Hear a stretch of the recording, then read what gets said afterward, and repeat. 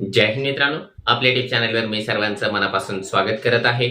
आजच्या या व्हिडिओच्या माध्यमातून आपण शिक्षक भरतीच्या संदर्भामध्ये सद्यस्थिती नेमकी काय आहे त्यावर आपण प्रकाश टाकणार आहोत। त्यातल्या त्यात पहिला राऊंड असेल, दुसरा राऊंड असेल, त्यामध्ये निवड झालेल्या जे नवनियुक्त शिक्षण सेवक आहे त्यांच्या जॉइनिंगची प्रक्रिया नेमकी काय चालू आहे त्या संदर्भामध्ये बघणार आहोत।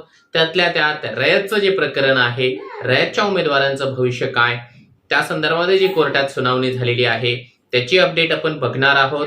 आणि सर्वात महत्त्वाचं म्हणजे येणारे जे 2 राऊंड आहेत, मराठी माध्यमाकरिता विथ इंटरव्ह्यूचा राऊंड आणि उर्दू माध्यमाकरिता ओपन कन्व्हर्टेडचा राऊंड, त्या संदर्भामध्ये सद्यस्थिती नेमकी काय आहे त्याविषयी आपण सविस्तर माहिती या व्हिडिओच्या माध्यमातून जाणून घेणार आहोत। परंतु तत्पूर्वी आपण जर चॅनलवर नवीन असाल तर आमचं चॅनल सबस्क्राईब करा, साईडचं जे बेल आयकॉन आहे त्याला देखील प्रेस करा, जेणेकरून शिक्षक भरतीच्या संदर्भामधल्या कोणत्याही माहितीची अपडेट आपल्याकडून मिस होणार नाही। चला तर मित्रांनो, बघूया एक एक करून साऱ्या अपडेट्सवर प्रकाश टाकूया। सर्वात पहिल्यांदा जे आहे थोडक्यामध्ये ही गोष्ट सांगूया की जे उमेदवार पहिल्या निवड यादीमध्ये नियुक्त झाले होते, या ठिकाणी त्यांचं नाव आलं होतं, त्यांच्यापैकी जवळजवळ जे आहे 90% पेक्षा जास्त अभियोग्यताधारक आपल्या शाळेवर रुजू झालेले आहे। त्यातल्या शेवटच्या काही टप्प्यातले उमेदवार बाकी आहे, त्यांची जी प्रोसेस आहे त्या संदर्भामध्ये जर का आपण अपडेट घेण्याचा प्रयत्न केला तर आपल्याला कळालेलं आहे की आता उद्यापासून जो काही आठवडा चालू होतो आहे त्या आठवड्यामध्ये जवळजवळ सर्वच उमेदवार या ठिकाणी आपल्या शाळेवर रुजू होऊन जातील। बऱ्याच उमेदवारांचा ऑलरेडी जे आहे शाळात आयडी निघून जो काही मानधन आहे तेही आपल्या खात्यावर जमा झालेला आहे। राहतो आहे पुढचा प्रश्न की जे आता जे हॉरिझॉन्टल कन्व्हर्टेडच्या यादीमध्ये निवड झालेले उमेदवार आहे त्यांच्या डॉक्युमेंट व्हेरिफिकेशनच्या संदर्भामधले अपडेट्स। काही जिल्हा परिषद यांनी जे आहे डॉक्युमेंट व्हेरिफिकेशन करून घेतलंय आणि काहींनी त्या पद्धतीने टेंटेटिव्ह म्हणा किंवा एक फिक्स शेड्यूल टाकून दिलेला आहे। त्यापैकी जर का आपण काही गोष्टी या ठिकाणी बघितल्या तर छत्रपती संभाजीनगर इथलं शेड्यूल आलेलं आहे 10, 11 आणि 12 तारीख या तारखेला त्या ठिकाणच्या उमेदवारांचं या ठिकाणी डॉक्युमेंट व्हेरिफिकेशन होणार आहे। त्यानंतर शिक्षण विभाग जिल्हा परिषद सातारामध्ये जर आपण बघितलं तर यांनी या ठिकाणी 10/7/2024 ही तारीख साताराच्या उमेदवारांकरिता दिलेली आहे। त्यानंतरची जर तारीख आपण बघितली अलिबागच्या ठिकाणी ज्यांची निवड झालेली आहे त्यांना देखील या ठिकाणी 10 जुलै रोजी डॉक्युमेंट व्हेरिफिकेशन करिता बोलवण्यात आलेलं आहे। त्यातल्या त्यात नागपूरचं जर आपण बघितलं तर नागपूरमध्ये उद्या 8 तारीख आणि परवा 9 तारीख या तारखेला बोलवण्यात आलेला आहे। तशा पद्धतीचे ईमेल देखील संबंधित उमेदवारांपर्यंत या ठिकाणी प्राप्त झालेले असणार आहे। हा झाला संपूर्ण शेड्यूल। आता राहतो आहे बऱ्याच जिल्हा परिषदांची अजून पत्र निघालेली नाही। परभणी असेल किंवा इकडे जालना असेल, हिंगोली असेल, हिंगोलीच झालेलं आहे, तर असे काही जिल्हा परिषद बाकी आहे, त्यांचं देखील या ठिकाणी पत्र डॉक्युमेंट व्हेरिफिकेशनच्या संदर्भामध्ये येणाऱ्या आठवड्याभरामध्ये निघून जाणार आहे। कारण इंटरनली बरीचशी प्रोसेस या ठिकाणी चालू आहे आणि काही उमेदवारांचं तर पहिल्या यादीमधल्याच उमेदवारांचं या ठिकाणी जॉईनिंगची प्रोसेस अजून बाकी होती, त्यामुळे देखील डॉक्युमेंट व्हेरिफिकेशनच्या प्रोसेसला वेळ लागत आहे। हा तर झाला ज्यांची निवड झालेली आहे त्या उमेदवारांच्या संदर्भामधला प्रश्न। आता राहतो आहे सर्वात हॉट टॉपिक आणि ज्या गोष्टीचं या ठिकाणी मानसिक त्रास निवड झालेल्या उमेदवारांना होतो आहे, असे उमेदवार म्हणजे रयत शिक्षण संस्थेमध्ये निवड झालेले सर्व उमेदवार। कारण पहिला जेव्हा राऊंड लागला त्यावेळेस रयत शिक्षण संस्थेमध्ये देखील उमेदवारांची निवड झालेली आहे, त्यांच्यासोबत निवड झालेल्या प्रत्येक कॅन्डिडेटचं या ठिकाणी डॉक्युमेंट व्हेरिफिकेशन झालेलं आहे आणि जवळपास 90% उमेदवार हे आपल्या शाळेवर जॉईन देखील झालेले आहे। परंतु ट्रॅजेडी ही झालेली आहे की रयत शिक्षण संस्थेच्या संदर्भामध्ये जी कोर्टामध्ये याचिका पेंडिंग आहे त्या याचिकेमुळे या उमेदवारांच्या डॉक्युमेंट व्हेरिफिकेशन आणि जॉईनिंग या दोन्हीवरती स्टे बसलेला आहे आणि त्यामुळे रयत शिक्षण संस्थेमधल्या उमेदवारांचं अजूनही डॉक्युमेंट व्हेरिफिकेशन ही झालेलं नाही। ही खऱ्या अर्थाने खूप मोठी दुर्घटना आहे आपल्या शिक्षक भरतीमध्ये असं आपण म्हणू शकतो। कारण आपण विचार करू शकतो की 4 महिन्यांचा कालावधी या ठिकाणी लोटून गेलेला आहे आणि ज्यांची निवड यादीमध्ये नाव आहे परंतु डॉक्युमेंट व्हेरिफिकेशन ही होऊ शकलेलं नाही, तर त्या उमेदवारांची मानसिक स्थिती नेमकी काय असू शकते।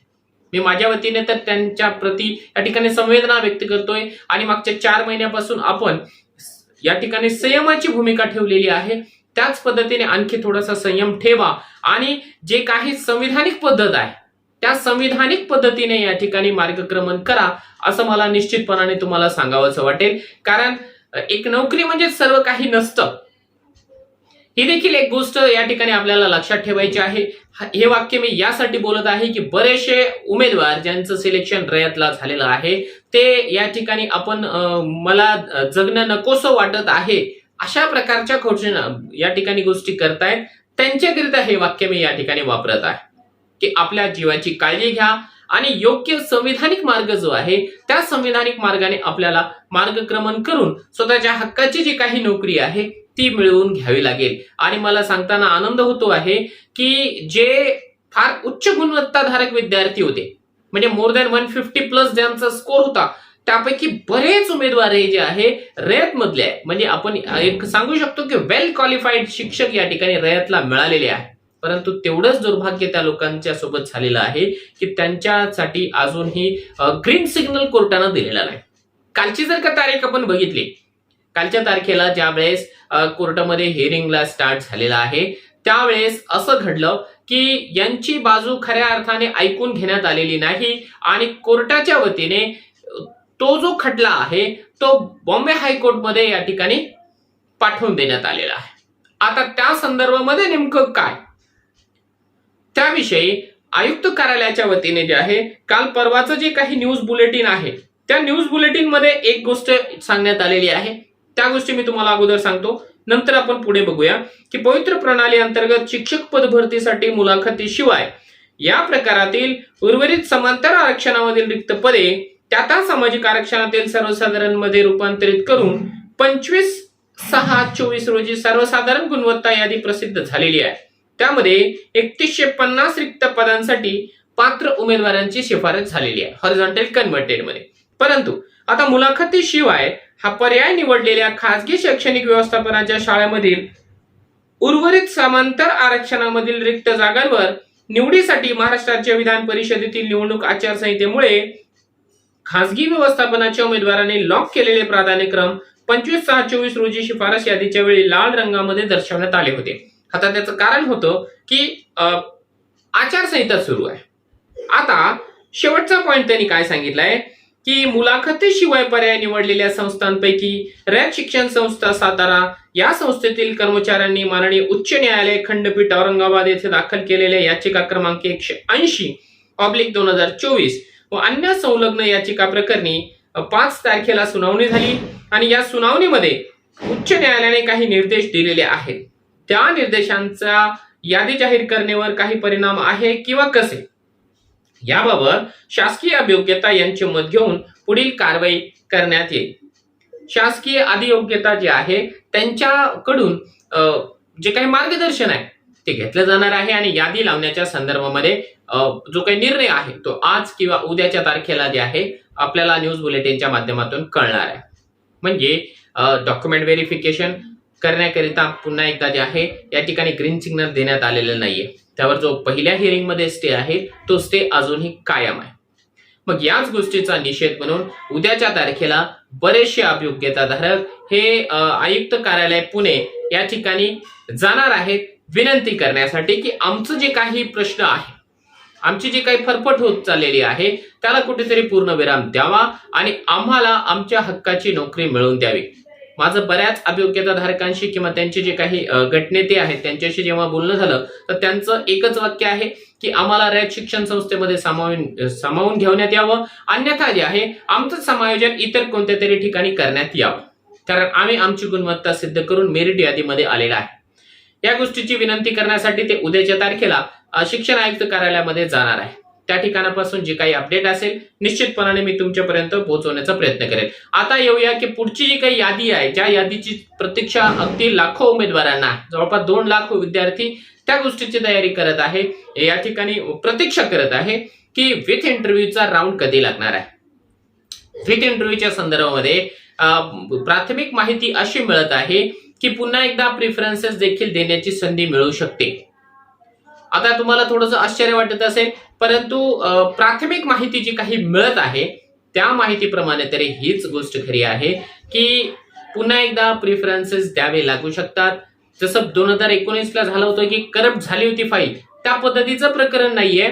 परंतु जसं आपण नॉर्मली बघितलं तर ज्या उमेदवारांचं सिलेक्शन पहिल्या राऊंडला झालेलं आहे ते उमेदवार मुलाखतीच्या राऊंडसाठी पात्र आहे. तर काही आपल्या अयोग्यताधारकांचा असा या ठिकाणी सवाल होता किंवा मागणी होती की एकदा निवड झालेल्या उमेदवारांना परत एकदा संधी देऊ नये. आणि ही गोष्ट घेऊन ते ज्यावेळेस शिक्षण आयुक्तांकडे गेले तर आयुक्त महोदयांनी या गोष्टीला मनाई केलेली आहे की आम्ही एकदा निवड झालेल्या उमेदवारांना थांबवू शकत नाही, कारण आपल्याला जे आहे त्यांना संधी द्यावी लागेल मुलाखतीला.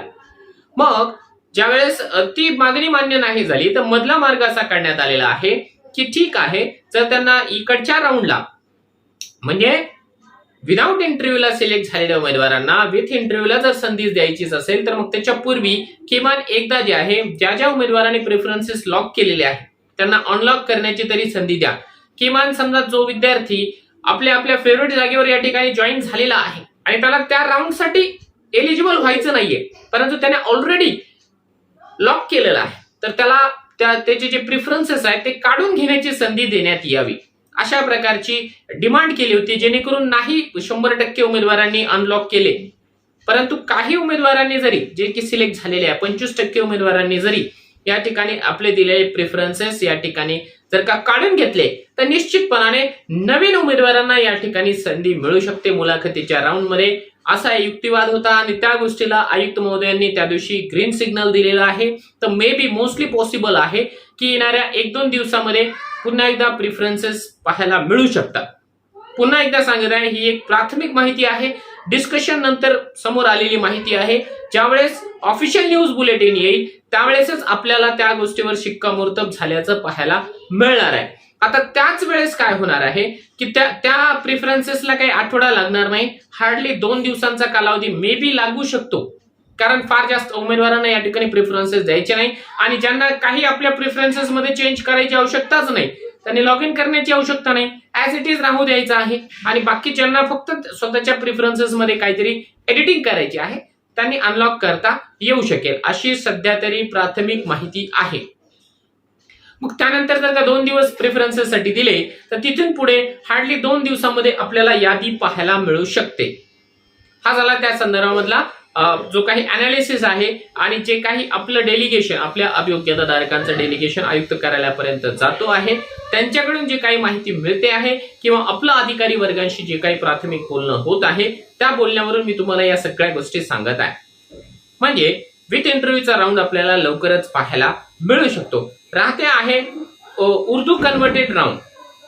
तो उर्दू कन्वर्टेड राउंड के लिए भी जो है वो दोबारा से हम लोगों को प्रेफरेंसेस आने जरूरी है. जैसे कि हमने पिछले वीडियो में बोला था कि कौन से जिला परिषद में कितनी वैकेंसी अभी भी बाकी है, खाली है, भरी नहीं जा सकी है फर्स्ट राउंड में. और हॉरिजॉन्टल कन्वर्टेड राउंड के मुकम्मल होने के बाद उसका एनालिसिस कर लिया गया है.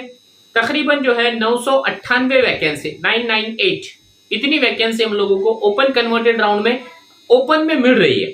अब उसमें कुछ हॉरिजॉन्टल में हो सकती है नहीं है वहां पर, लेकिन उसमें ऐसा होता है कि हॉरिजॉन्टल का उम्मीदवार अगर से हमें नहीं मिला है, कैंडिडेट्स नहीं मिला है, तो वो वाली वैकेंसी ऑटोमेटिकली उसी राउंड के अंदर ओपन प्योर में कन्वर्ट हो जाती है. तो हमें उम्मीद है कि जिस तरीके से विथ इंटरव्यू के लिए प्रेफरेंसेस लेने की प्रोसेस स्टार्ट हो जाएंगी इंशाल्लाह उसी तारीख से हो सकता है कि उर्दू मीडियम के लिए भी प्रेफरेंसेस की जो प्रोसेस है वो विथ इंटरव्यू के साथ साथ शुरू हो जाए और 2 या 3 दिन का वक्त हम लोगों को मिले प्रेफरेंसेस लॉक करने का. और एक बार से अगर से प्रेफरेंसेस लॉक हो जाते हैं तो वहां से आगे 3 या 4 दिन में हम लोगों को पोर्टल पे जो लिस्ट है वो देखने को मिल सकती है. रही बात इंटरनली जो कुछ प्रोसेस चालू है, जो भी प्रपोजल हमको कन्वर्जन के लिए भेजना है वो वाली प्रोसेस अभी इन प्रोग्रेस है, इसलिए अब उसको कितना वक्त लगता है ये देखना होगा. लेकिन जिस तरीके से हमारे अधिकारी लोगों से बातें हो रही है इस राउंड के ताल्लुक से, तो एक बात आप लोगों के लिए अच्छी ये है कि ये जो जुलाई का महीना है ये हम लोगों के लिए बहुत अच्छा है. और इंशाल्लाह जो राउंड है हम लोगों का ओपन कन्वर्टेड का वो जुलाई एंड तक हो जाएगा. आप लोगों ने पिछले 4 महीनों से और सब्र किया है पहली लिस्ट लगने के बाद से, तो थोड़ा सा और सब्र कर लीजिए. ये महीने का ये पहला हफ्ता है, इंशाल्लाह आखिर हफ्ते तक ओपन कन्वर्टेड राउंड, उसके साथ साथ विथ इंटरव्यू और दीगर जो भी राउंड्स है वो मुकम्मल हो जाएगा।